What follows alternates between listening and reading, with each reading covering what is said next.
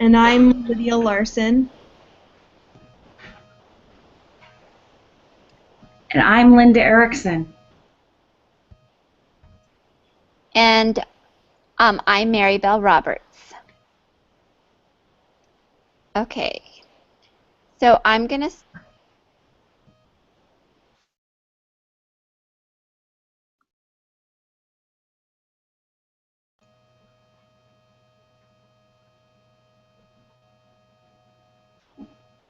Maribel, I can't hear you right now.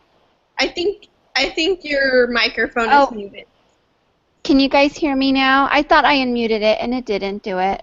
All right, you're good now. Yeah. Thanks.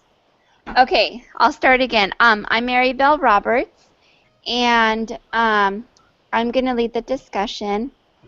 And so I guess what we're going to talk about is just some points that we identified, whether they were overt references or subtle ones, and any trends that we find as a group, so we can talk about that, and some observations that we had, and discuss also the treatment that the professional or paraprofessional might prepare to capitalize. So we'll capitalize on such opportunities to introduce or reinforce the types of resiliency factors from Walsh's article. So we'll kind of get started. Does anyone have any points that they identified that they want to bring up first?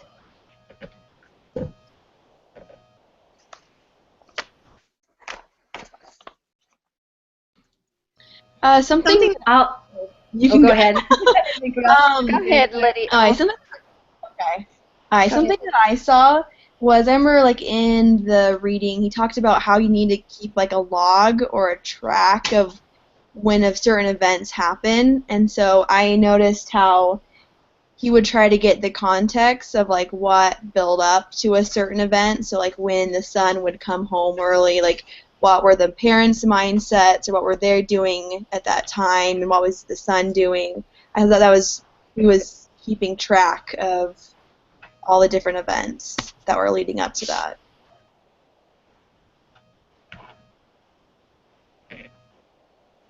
Very good. I definitely noticed that as well. And one thing that I thought about is how, the latter part of the chapter talks about strengthening the therapist resistance. And he did a really nice job engaging with clients. One way that I noticed that he did that was through his language. Did you notice how he paid a lot of attention to their ages and their stages in life, and then he geared his verbiage toward their age, so he kind of talked their lingo. Does that make sense? And I thought that really helped him connect with each one in the family.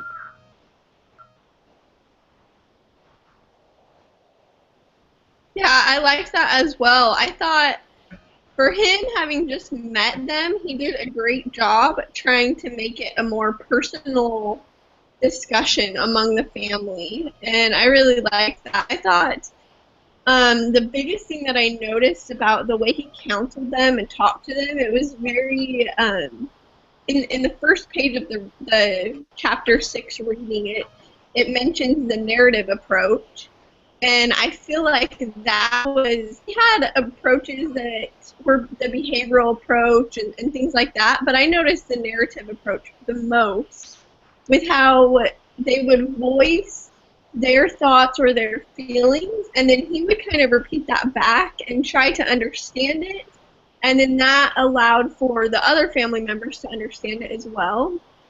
And going on with the lingo that he used, I thought it was so interesting how, specifically the point that I noticed was when they were saying that the mom was acting crazy, and telling someone they're acting crazy is kind of more of a negative thing.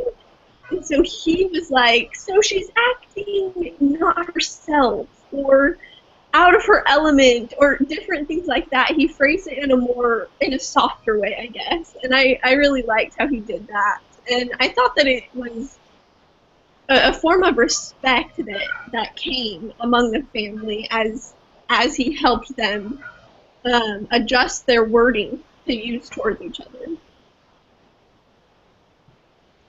Thanks, Chelsea. On that note, one of the things that I kept thinking about back to the reading was that he talked about, or in the reading it said clarifying ambiguity, I think, and then how you were talking about how he would restate it, and so he was, to me, I felt like he was constantly trying to clarify everything that they were saying, like you mentioned, to make sure that each person directly understood what that person was trying to convey to their family member.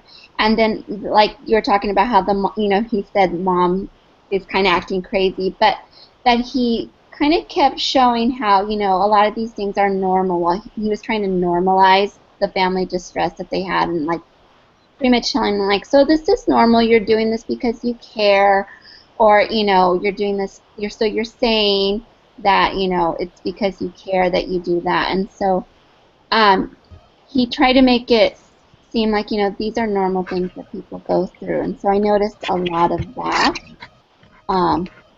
and that constantly just praising their efforts also. Like, that was part of the reading. He was praising the efforts, the things that they were trying to do, and the intention behind it. The positive intentions that they had. Any others, like specific things in the therapy session that stood out to you guys? Along with that, Mary Bell, when you mentioned praising efforts and achievements, he took Jimmy's interest in skating, and he kind of orchestrated the whole conversation around that, and great way to engage Jimmy, because as we noticed from the very beginning, he was the reason why they all came, right? So that helped bring him in and make him more comfortable as he praised, that interest that he has in that pursuit. So I thought he did a really great job of using Jimmy and skating to do that. Mm-hmm. Another part of the reading that I had kind of highlighted is something that stood out to me, that happened in the video as well, was I think it's on page 4 or 134. It says a resilience approach requires an evolving view, family challenges and responses over time rather than a cross-sectional view at one point in time. If we are to help families meet the demands of different phases of adaptation, we need to help them draw upon the various strengths needed to approach an impending crisis, to adjust in the immediate aftermath, and to recognize their lives over the long term. And I don't know if they were necessarily thinking of Jimmy graduating and growing up as a crisis, but I think that's initially what started this problem. Was Jimmy wants to be out of the house more, and he's having these different friends, and Jimmy has it came across to me that he feels like it's appropriate for him to have this independence. He felt kind of entitled as he's getting older. I'm 18. I should be able to act this way. I should be able to have this freedom and things like that. So they weren't looking at the big picture and how Jimmy is growing up and we have to adjust, and they weren't prepared for those adjustments. So I thought that quote there took an interesting look at that situation. Hopefully those comments make sense, but yeah. They do. Thank you. Maybe you guys can help me out, but I was towards the end of the video. I remember how, the therapist is there and he's talking to mom and dad about what makes you worried, and he kind of asked them did your parents worry like that for you guys? And he kind of took them back to the past, and I was trying to find in the reading okay, I know I read where they talk about how your past, you have to kind of look at your past experiences so that you can kind of move forward. And so how Dad addressed that his own father wasn't around much, and so and he addressed how, sometimes we don't have a model to follow from our past experiences from when we were growing up, so we're trying to kind of formulate our own model because we don't have like the knowledge that we have. And so I remember reading that, and so you can see how mom and dad are trying to create this model from the very limited knowledge that they have. And I know I've experienced that as a parent with, because I have a 13-year-old and a 9-year-old, and so like teenagers, like that's a whole new world for me. And so seeing how, my own parents parented, or the lack of certain skills or things that they didn't have, and I'm trying to now instill them in my own family. And so I like how the therapist tried to kind of give that meaning and then help them to kind of be proactive about it and create a plan based on that. So that's one of the things that stood out to me. Yes.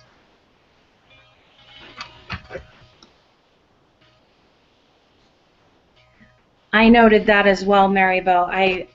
That was neat how he did ask the father, because throughout the conversation he had learned that his way was usually to just kind of withdraw and into himself, and that solved the question as to why he tended to do that, right?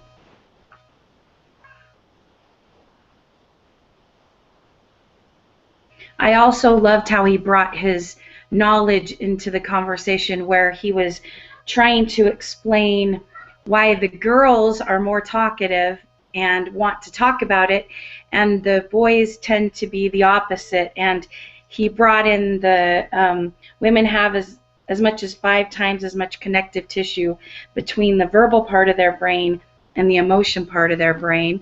So he was explaining some of the physiological reasons for their responses, which was very helpful.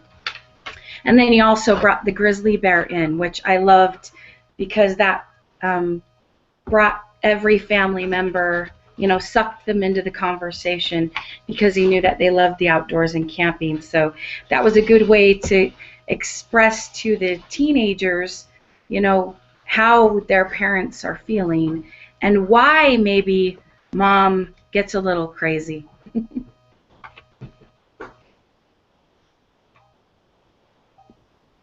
Yep, thanks for sharing that, Linda. Did you guys notice how he, let me see if I could find it, that he was kind of encouraging them to share the efforts, like he was kind of encouraging the efforts that they were putting in from every aspect. I don't know if you guys noticed that as well. Just kind of how he would say, so what you're saying is that you care about him, and he was kind of trying to bring it all back to that point, that essentially no matter, maybe, I'm sure we've all experienced that in our own lives, that our intention is a certain thing, and yet we think or we assume that the people in our lives that we care about are going to kind of get the message we're trying to convey to them, and then they take it a totally different way. And so I like how he kind of keeps bringing everything back to that. Oh, so what I'm hearing is that you care about them, or he's constantly bringing it back to that.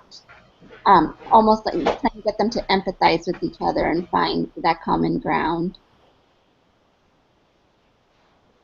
Yes.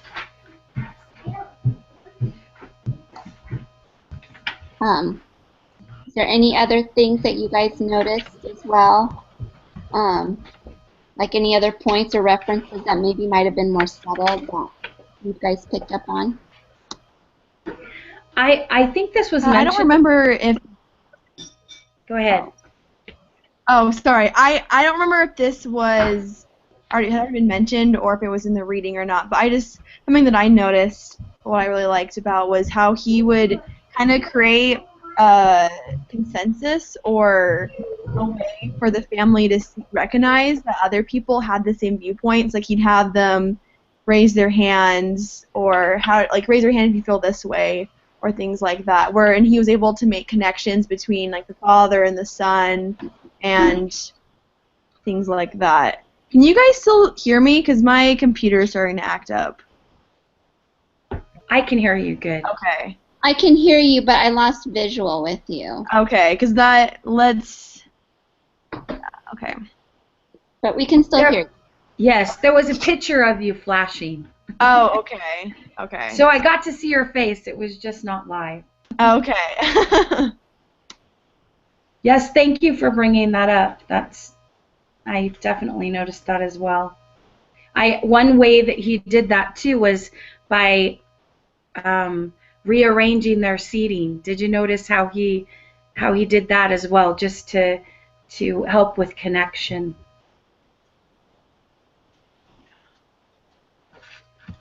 I thought that was such a big thing when he arranged the seating so the parents were together, because in that situation, seeing how the parents interact or if they're affectionate to each other, and that was an interesting thing to watch. And then especially when I can't remember exactly what was said, but there were a few times that specifically the dad touched the mom, and you could tell that either he knew that that was more of a touchy subject for her, or something that might have been harder for her to take.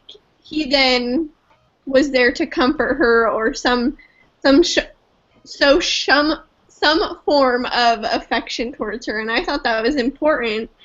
And I don't know. I'm more of a touchy-feely person, so that I know for me that would have been really influential.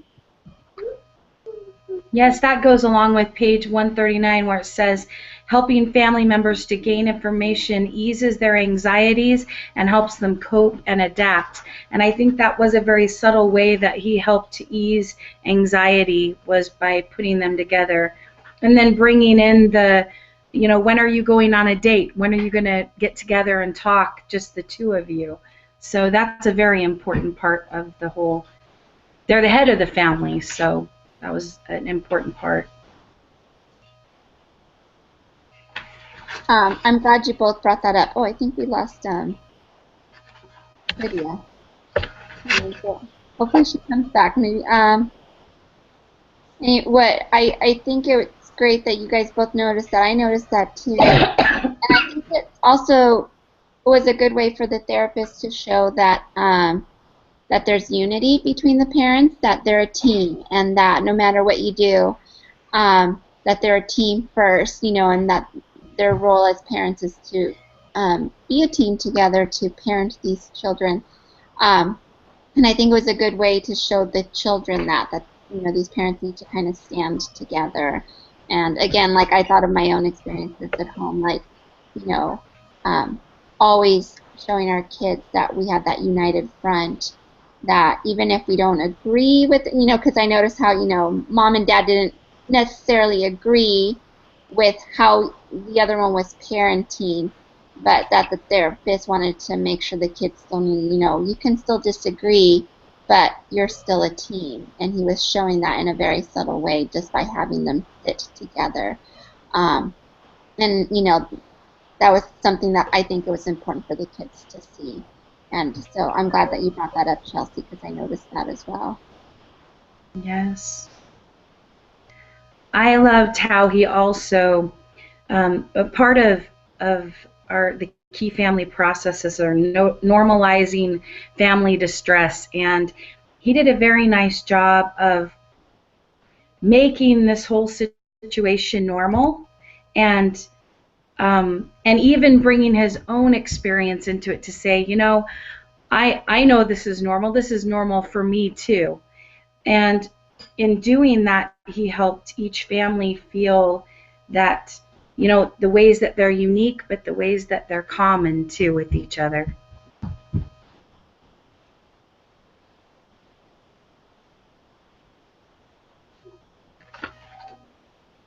Sorry, I was writing a few notes just because I'm not sure. I think because she's supposed to be writing our summary. Lydia is, and so I'm not. Ways that they were different and unique. I found the part of the chapter that I highlighted when I was talking about the verbiage that you used. Oh, And okay. it says, effective intervention requires learning the language and perspective of each family in order to see problems through its members' eyes, to understand the values and expectations that influence their approach to handling the problem or their inability to change. And he did a great job of using very respectful language, but constructing it around where each member of the family is. So I thought he did a very good job at doing that.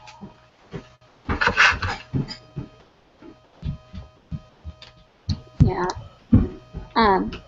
Thanks for that, Linda. Let me see here. Sorry about that. Let's see. Was anyone surprised by any of the findings or the observations that they saw or read about in the simulated therapy session?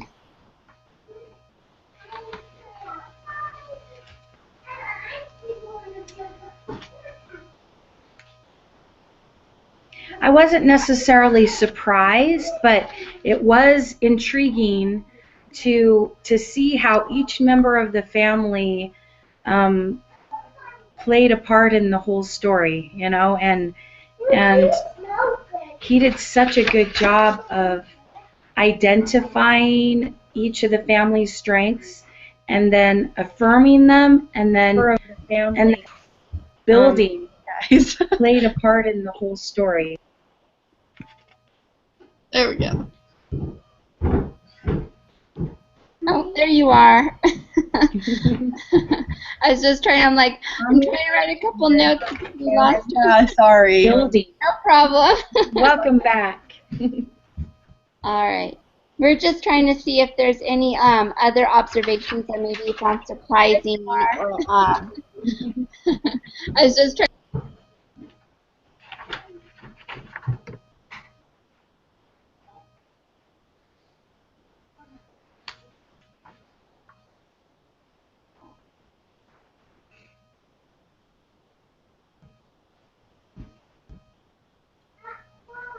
I think the whole thing was fairly interesting to me just because I've never been to counseling. I've never seen it played out like that. And so it was interesting to see a whole family together, and there were some parts of it that kind of made me cringe a little bit just because I was thinking if I was Jimmy right now, I would feel kind of bombarded. And I think this, for me, if I was him, I'm like, I don't know if this would make it worse in a way at first, I think, just because the system is like, well, we're here because of Jimmy. And it just, at the beginning, didn't feel very positive, and he was just kind of getting thrown under the bus. But obviously the therapist was able to kind of turn that around, and I feel like towards the end it had a lot more positivity towards it, and they seemed a little more unified. But if I was Jimmy, I would have had a very tough time going to that and just feeling like everyone's against me. And so that aspect of things, I don't know how to avoid that happening, though, because that was the truth. They were going there because of him. But to change that around, I'm not sure how that could be done, but I just found that very surprising. Yeah, I also thought there's like when it first started, I was cringing too because I've never been in a family counseling. I've done individual counseling and it's just me talking. So I don't, because I've seen it like in movies how like there's couple counseling and they kind of go back and forth, but I've never made me think about how do they even get him to come? Because they're like, hey, we're here because of Jimmy, and I feel like if I was Jimmy, I wouldn't even want to go. So I thought that was interesting dynamic. You They know, came to the right therapist, definitely, huh? Because he did such a good job of connecting with Jimmy and kind of diffusing that feeling. I was going to mention that too, Linda, and I'm glad that you guys brought that up because I like how at the very beginning the therapist was like he acknowledges that in a sense. So I think he knows it's going to be a difficult situation for them, and he knows that they're probably going to bring up very difficult things. And so he acknowledges and thanks them for all making the time to come and acknowledging what a sacrifice or what a hard thing that is for them to do that, to be willing to come. And how he kind of, like you guys were mentioning too, that he kind of keeps trying to bring it back to, like, even if it starts getting negative towards Jimmy, I noticed that he would try to kind of turn it into a positive, like, so kind of diffuse some of like the burden that was kind of falling on Jimmy because everyone's kind of like targeting him. And so the therapist did a great job. And I never like, it was just kind of fun to see that in general, just to see like how like a family session would run, because I've actually never experienced that or even just seen anything like that to simulate that. So it was a great learning experience for me to see how even non-judgmental like the therapist was. Like he's just trying to kind of reflect and kind of what the family is saying. And then try to like kind of find ways to, I did notice he incorporated a little bit of his own life experience or things like that, but it was more to just kind of say like, you're not the only ones, everyone kind of faces issues or, we all experience things. But I think he did a great job because I felt the same. It was just kind of like, oh, we're all here because of Jimmy. Like, and then the fact that, they all happen to have these M names, right? So he almost stands out even more because his name is Jimmy and everyone's like Mallory, Michael, and so it's like, wow, you really are making him stick out like a sore thumb. And so, but he did a great job of like kind of trying to diffuse that and, not just make it about Jimmy, but also show that there are other underlying issues within the family that could be addressed, like mom and dad not maybe spending enough time together, that they need to go on dates, and that maybe brother and sister need to find ways to spend more time together as well, so that it wasn't just about Jimmy. Yes. He did a very nice job of instilling hope and optimism. In our chapter reading, it says, while being empathetic with the suffering of our clients, we must also instill hope and optimism that they will triumph over their adversities. And he did a great job of helping them feel hopeful. Yeah.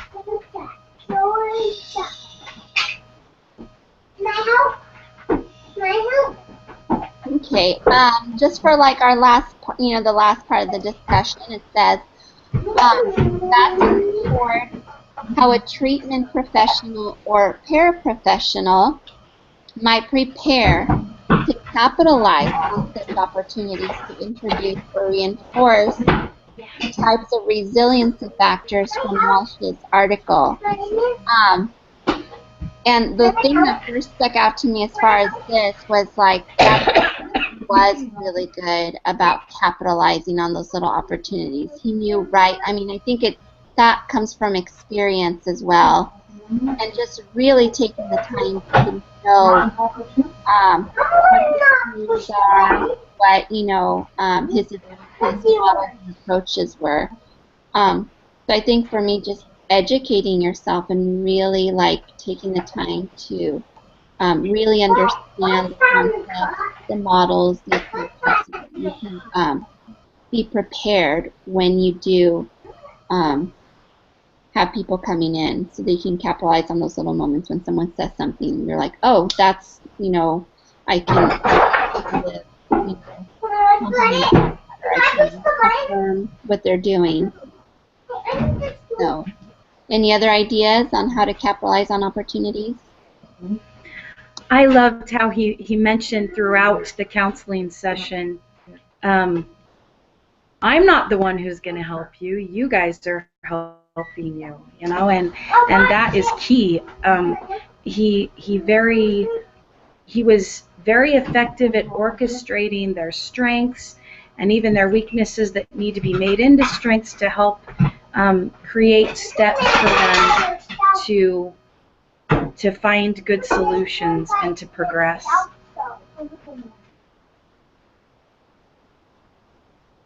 Something that I think could help someone who wants to apply those resiliency factors is just practicing them. Because I've noticed that when I was reading and I was like listening to him, there was a lot of really good communication skills and like the ability to understand and like restate what someone said so you can understand it better.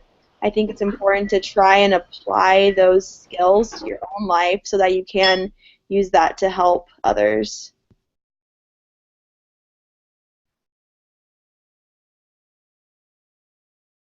Yeah.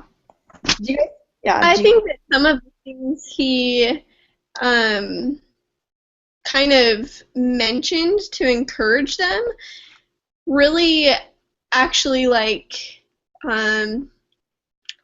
then equipped them to have the confidence to go forward. I think just saying, you guys are the experts. You guys know your family. You guys know what will work. You guys really know. I think for me, I'm like, well, you're the expert actually. You're the one who's gone to schooling for this. This is what you've done as a career for the counselor.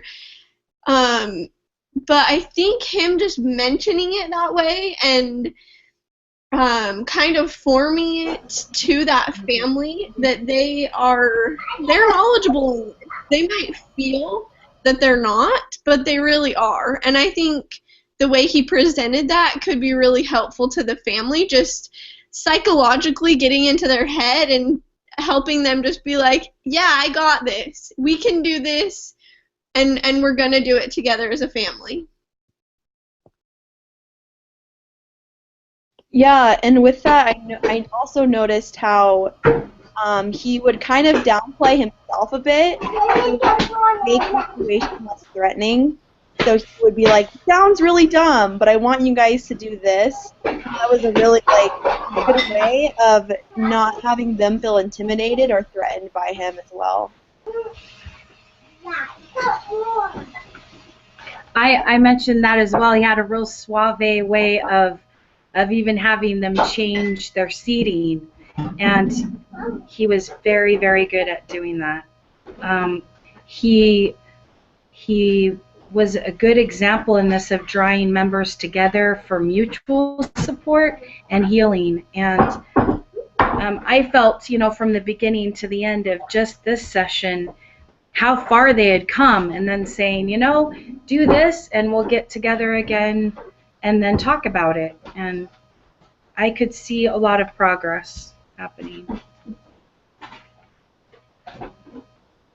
I think I like what you guys were saying. I think like when Chelsea was talking about how, she says, yeah, well, you're the expert, I think that's where like it's important to capitalize on opportunities, some resilience. Like there was one part where I marked where he says, and if maybe we knew some of those things, we'd be a lot less worried.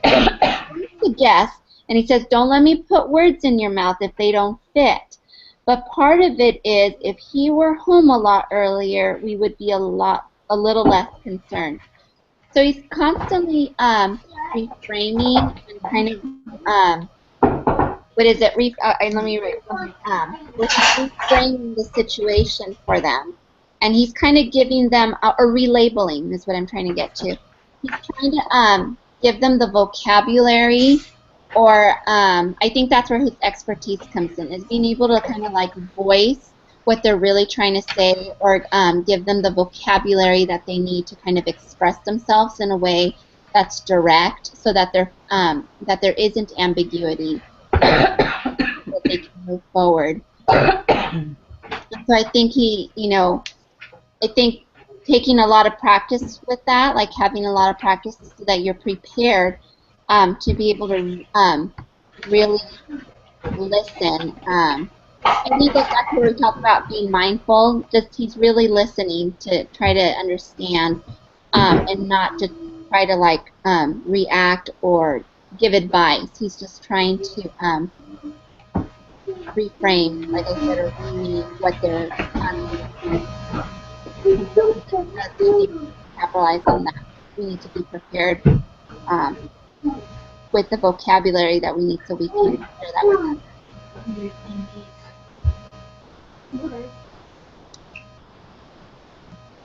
Those are earrings. Those are earrings. So are there any last, I don't know how we're doing on time. I was like, we have what, maybe about, I know we started a little late, like 15 more minutes or so. I don't know, I know we went over, we started a little late. But were there any last thoughts before we spend like the last 15 minutes just kind of going over like how to summarize our thoughts? Are there any last thoughts anyone wants to share? I'm just wondering, how are we supposed to spend 15 minutes on the summary part? That seems like a lot.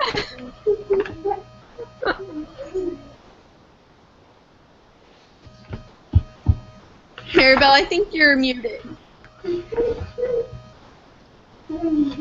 Thanks. It's like I go to press it and then it doesn't press. Okay, well, I know, Chelsea, so let me read what it says here. I know, I was thinking like, oh, how are we going to spend 15 minutes doing that? It says, in the last 15 minutes of the HOA meeting, the person who was in charge of composing to share it with the group to make sure that all teammates agree with the work produced and can help revise it as appropriate. This collaboration may be done by any means chosen by the group. So we can continue using the Google Hangout, or we can resort to Google Docs, exchange emails, or whatever the group deems best. And so then the final version of the summary would be, should be a Word document, and all participating group members should be on the document. So, I mean, we can decide, we could probably see what Lydia has so far, and then I don't know what works best for you. Would it be best to share it via email or do a Google Doc? What are some of your thoughts? Google Doc. I really like Google Doc just because then you guys can clearly see what I put, and if you want to make some adjustments or like add anything, I think makes it really easy to do that. Yeah, that works for me. Like, I think, you know, if that's the general consensus that we just like do a Google Doc, then that works for me too. From my past experience, Google Doc works really good. Yeah.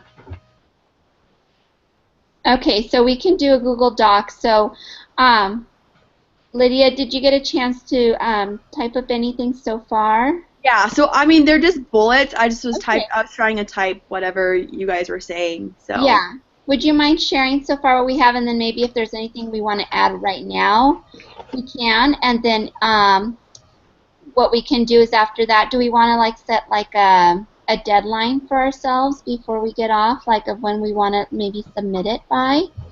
Like everyone has a chance to look at it or add anything, and okay.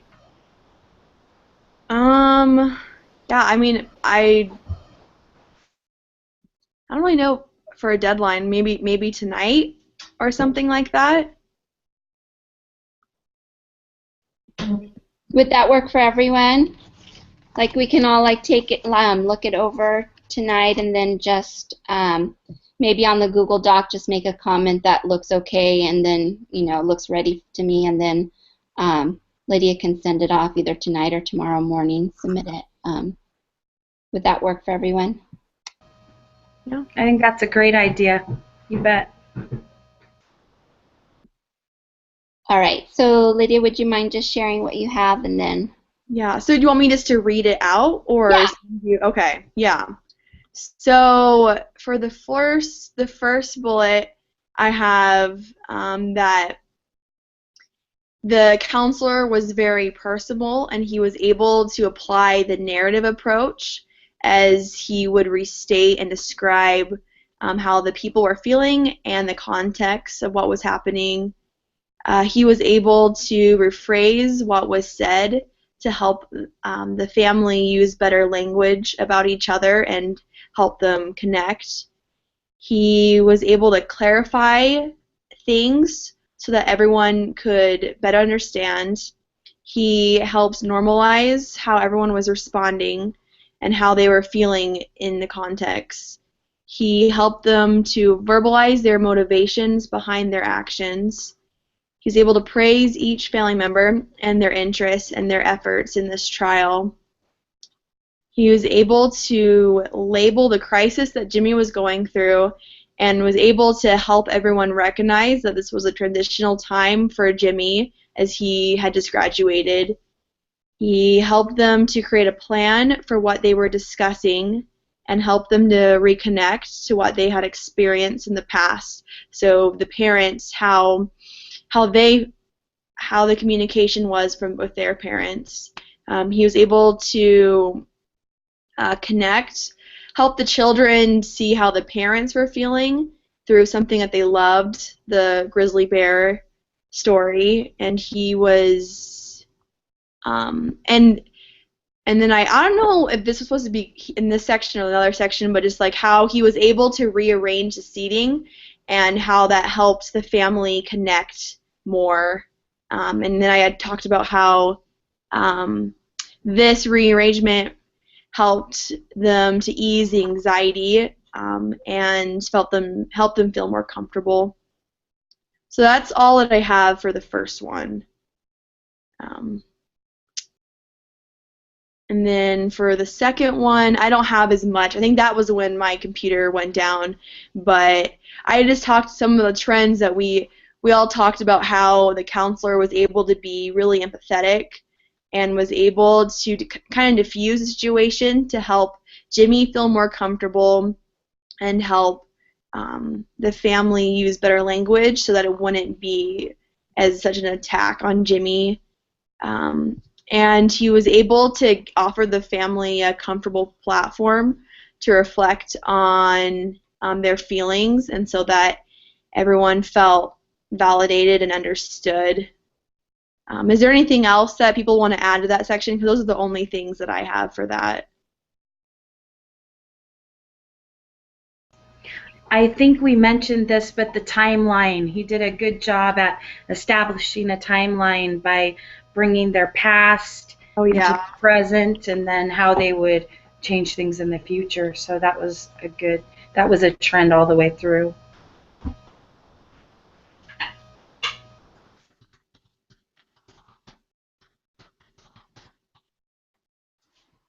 Okay. So anything else? No, I mean, that was a lot. We kind of talked about that, I think. In the first one? Yeah. Yeah. Okay. And then for the observation part, we talked about how in the beginning we were worried about Jimmy because of how they presented the situation when they first came in, but how the counselor was able to diffuse the situation and also acknowledge the sacrifice and the willingness for each family member to come, and how just through the whole process of it, how much progress the family had made from in the end when they were able to make plans and set goals of things that they could do to where was that? How they were able, it just made it more of a positive experience for him. That's the only two bullets that I had for that one. Was there anything else? I just wanted to mention, if I can keep my thought, I keep derailing in my brain, but anyway, he used, well, in our reading it tells us we need to be comfortable in bringing ourselves fully into the therapeutic conversation. And he did a great job of doing that, modeling, teaching by example in his transactions, and sharing. He brought enough of his personal experience that it helped gain respect from each of the family members. If you remember in the conversation where he talks about how he has his youngest that's graduating and how it makes him feel as a parent. So he did a very good job at using his own human experience in different adversity to connect with each member of the family as well. Yeah. Okay. I added that. Is there anything else that we should add?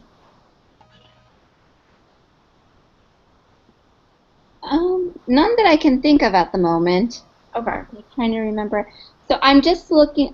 Did you get to get through everything, or? Then the last bullet was just talking about how you mentioned taking the time to educate you on the resiliency factors and practicing these skills, and being able to kind of give the credit to the family and giving them the tools that they need to go and apply the things that they learned in that session.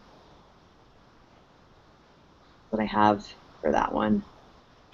He did a very nice job of balancing things between each member of the family. So at the end, at the beginning, we all kind of focused on Jimmy, but by the end, at least for me, that he did a nice job of balancing through bringing them together in teamwork, collaborating together on what each member could do before the next meeting to help the situation.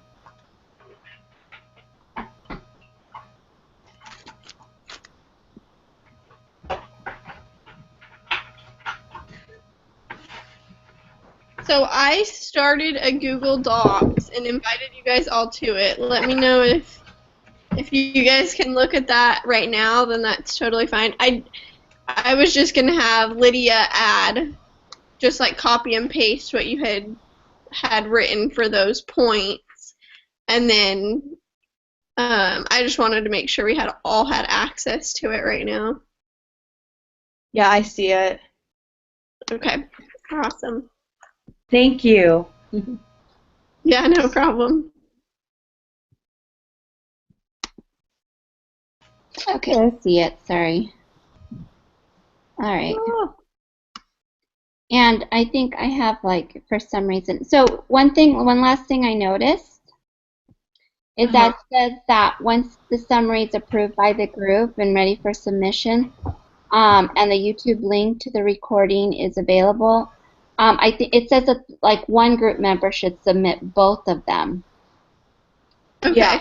I can submit that. I'm fine with doing that since I have the link to the YouTube thing and everything. All right, sounds good. So, all right. Thank you. And I think I have everyone's phone numbers. If for some reason, you guys are more than welcome to text me with the phone number that I handed out if there's, for whatever reason. Okay. So, and then, yeah, if we just all get a chance to look at the Google Doc and okay it, then you can submit. Yeah. You're on to Wait, I actually thought I found it, but I clicked on the wrong thing. Did you send it through an email, the Google Doc invitation, or? I believe it goes through an email. Okay. If you're on your Gmail, it might be under like in like the top right corner. If you. Yeah, I just got it. Did you there get we it? go. Yeah. Okay. Super. Right, perfect. Thank you. I have my got number it on there too. Okay. So.